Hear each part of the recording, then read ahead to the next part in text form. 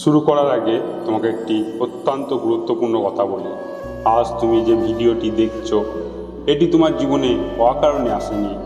হয়তো হতে পারে তুমি আজ অনেক দুঃখের মধ্যে আছো, হতে পারে তোমার মনের ভেতরে এক বিশাল অস্থিরতা কাজ করছে, হয়তো তুমি নিজেকে বারংবার প্রশ্ন করছো, আমার সময় কেন আসে না, আমি কি ভুল করেছি, আমার জীবনে সব কিছু এত কঠিন লাগে কেন। আর ঠিক সেই চরম মানসিক টানাপড়ার মুহূর্তে আজ তুমি এসেছো গীতার বাণী চ্যানেলে। তাই প্রথমেই বলি, আমাদের এই গীতা জ্ঞান 1.0 সদস্য হতে চাইলে চ্যানেলটিকে সাবস্ক্রাইব করে রাখো ও ভিডিওতে একটি লাইক করো এবং শেয়ার করো, আর কমেন্টে একবার মন থেকে জয় শ্রীকৃষ্ণ লিখে নিজের উপস্থিতি জানিয়ে দাও। কারণ আজ তুমি যা শুনবে তা শুধু কিছু সাধারণ কথা নয়, এটি কৃষ্ণের দেখানো সেই আলো পথ যা তোমার জীবন এবং চিন্তাধারাকে সম্পূর্ণ বদলে দিতে পারে। এখন চোখ বন্ধ করে একবার শান্তি মনে চিন্তা করো, জীবনে কতটা পথ তুমি একা পেরিয়ে এসেছো, কত জায়গায় হোঁচট খেয়েছো, কতবার ভেঙে পড়েছো, আবার কত জায়গায় তুমি বুঝতে পারোনি কেন আমার সাথে এমন নিষ্ঠুরতা আচরণ করা হয়েছে।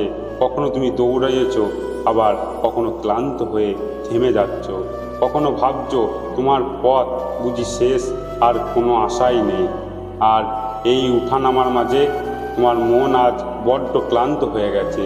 তুমি আজ শুধু একটা আশ্বাসে চাইছো, একটু শান্তি চাইছো, একটু সঠিক দিশা চাইছো। আর ঠিক সেখানেই শ্রীকৃষ্ণ দাঁড়িয়ে আছেন। তিনি তোমাকে বলছেন, শান্ত থাকো, তোমার সঠিক সময় আসবে। তুমি এখন যে যন্ত্রণার মধ্যে আছো, যে দীর্ঘ অপেক্ষা প্রহর গুনছো, যে অস্থিরতার মধ্যে দিন কাটাচ্ছ, সেটা তোমার ব্যর্থতার চিহ্ন নয়, সেটা তোমার প্রস্তুতি। কিন্তু সমস্যা হলো তুমি নিজের সেটা দেখতে পাচ্ছ না। তুমি ভাবছো অন্য সবাই এগিয়ে যাচ্ছে আর তুমি পিছিয়ে পড়ছো। কিন্তু সত্যতা হলো মানুষ কখনোই নিজের সময় বোঝে না, সে শুধু অন্যের সময় দেখে নিজেকে বিচার করে। তুমি হয়তো কারো জীবনে বিশাল সাফল্য দেখেছো, কারো জীবনে শান্তি দেখেছো, কারো জীবনে স্থিরতা দেখেছো, আর ভাবছো কেন তোমার জীবনে এগুলি নেই। কিন্তু শ্রীকৃষ্ণ বলেন, প্রত্যেক আত্মার সময় আলাদা। হাজারো পাখি আকাশে ডানা মেলে, কিন্তু সবাই এক সময় উড়ে না। কোন পাখি কখন আকাশে উঠবে তা আকাশ ঠিক করে না, পাখির ডানার শক্তি ঠিক করে দেয়। তেমনি তোমার জীবনে কোন মুহূর্ত উজ্জ্বল হয়ে উঠবে, কোন মুহূর্তে তুমি নিজের শক্তি চিনতে পারবে, তা তোমার ভাগ্য ঠিক করে না, ঠিক করে তোমার ভেতরে সুপ্ত শক্তি। কিন্তু তুমি এখন সেই শক্তিকে ভুলে গেছো। তুমি নিজেকে বড্ড ছোট করে দেখছো, নিজেকে দুর্বল ভাবছো। তুমি ভাবছো তোমাকে কেউ দেখে না, তোমার কান্না কেউ শুনে না, তোমার ব্যথা কেউ বুঝে না। কিন্তু শ্রীকৃষ্ণ কি দেখছেন না? অবশ্যই দেখছেন। তিনি দেখছেন তুমি কখন রাতে নিঃশব্দে কাঁদছো, তিনি দেখছেন তুমি কখন একা বসে নিজের জীবনে হিসেব করছো, তিনি দেখছেন তুমি কতবার চেষ্টা করছো, কতবার হার মানোনি, কতবার নিজের ভাঙা মনকে আবার জোড়া লাগিয়েছো। আর তিনি চুপচাপ হাসছেন, কারণ তিনি জানেন তোমার সঠিক সময় খুব কাছেই।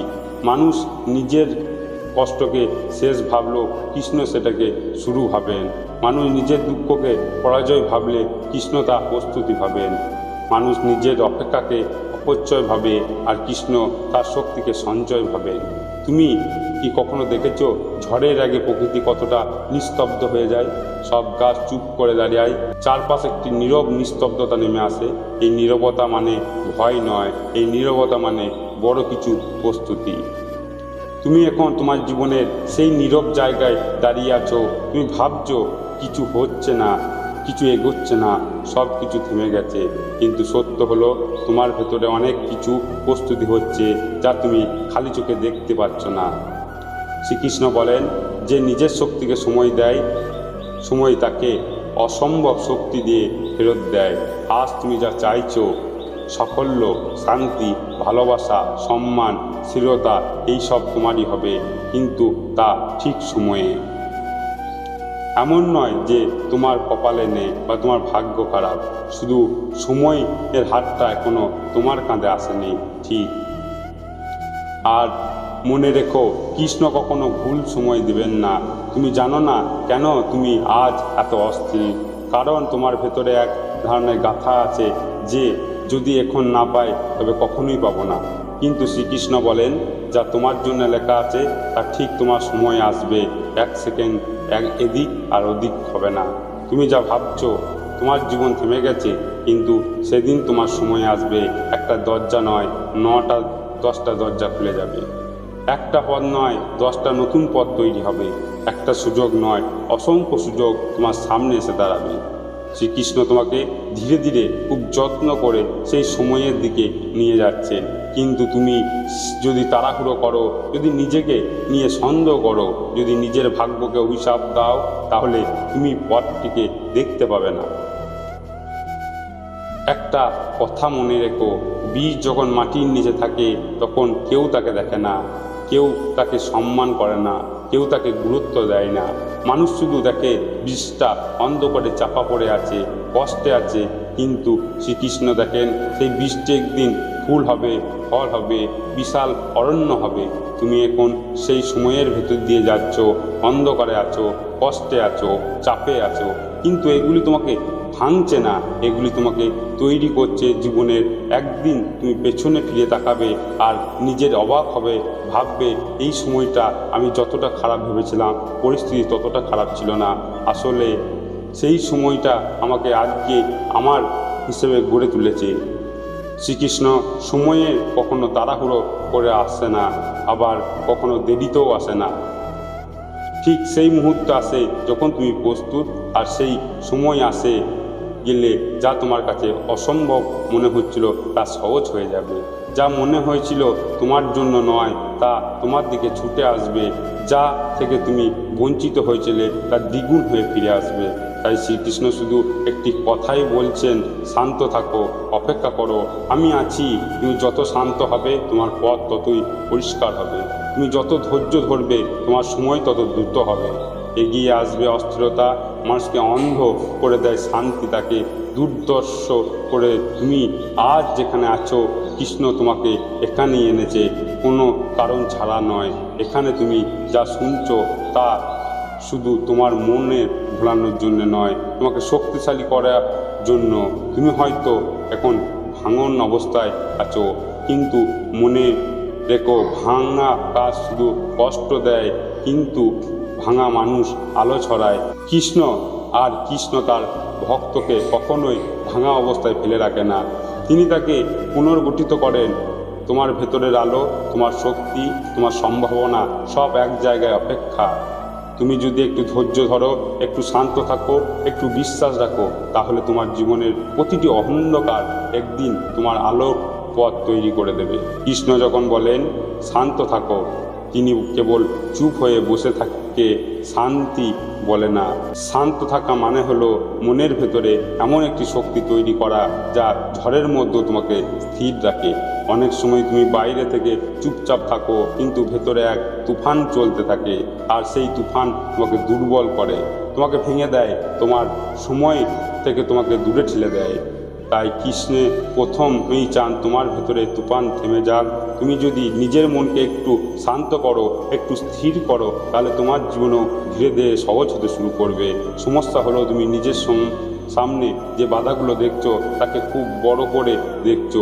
তুমি ভাবছো এই সমস্যাটা তোমার জীবনে শেষ করে দেবে, কিন্তু কৃষ্ণ বলেন যাকে তুমি ঝড় বলে ভাবছো তা আসলে তোমার পথ পরিষ্কার করছে। জানো, বড় নদী যখন সমুদ্রের দিকে ছুটে যায় তখন তার পথে কত কাদা, কত পাথর, কত বাধা থাকে, কিন্তু নদী কি থামে যায়? নদী কি নিজের গতিপথকে দোষ দেয়? নদী জানে তার গন্তব্য অনেক দূর আর তাকে পৌঁছাতে হবে। তাই নদী প্রতিটি বাধার সাথে যুদ্ধ করে, কখনো বাঁক নেয় কিন্তু কখনো থামে না। তুমি সেই নদীর মতো, তুমি কখনো কখনো ভাবছো এত কষ্ট কেন, আমার পথ এত কঠিন কেন? কৃষ্ণ তোমাকে উত্তর দিচ্ছেন, কারণ তুমি স্রোতের বিপরীতে নও, তুমি উপরের দিকে উঠছো। দুনিয়ার যে জিনিস নিচে পড়ে যায় তার কোনো চাপ থাকে না। কিন্তু যা উপরে উঠে তাকে সবসময় অবিকর্ষ চাপ নিয়ে উঠতে হয়। মানুষ যখন পড়ে যায় তখন খুব কম শক্তি লাগে, কিন্তু মানুষ যখন উঠে দাঁড়ায় তখন তার সর্ববেশি শক্তি তাকে লাগে। তুমি এখন সেই উঠে দাঁড়ানোর পথে আছো, আর সেই পথ তোমাকে কষ্ট দিচ্ছে। যে জিনিস সহজে পাওয়া যায় তা টেকে না, আর যা কষ্ট করে পাওয়া যায় তা জীবন বদলে দেয়। যা অপেক্ষা করে পাওয়া যায় তার হৃদয় ভরিয়ে দেয়। কৃষ্ণ তোমাকে সেইটুকুই সময় দিচ্ছে যাতে তুমি সেই বিশাল শক্তি গ্রহণ করার যোগ্য হয়ে ওঠো। তোমার জীবনে ভালো মুহূর্তগুলো আসার আগে তোমার হৃদয়কে প্রস্তুত করতে তিনি চুপচাপ তোমাকে গড়ে তুলেছেন। কখনো লক্ষ্য করেছো জীবনে সব থেকে ভালো ঘটনা সবসময় একটু দেরি করে আসে, আর যেগুলো হুটহাট আসে সেগুলো দ্রুত হারিয়ে যায়। কারো ভালোবাসা হঠাৎ আসে, হঠাৎ ভেঙে যায়। কারো সাফল্য হঠাৎ আসে, হারাতেও সময় লাগে না। কিন্তু যে জিনিস সময় নেয় তৈরি হয় তা সময়ের পরীক্ষাতে টিকে থাকে।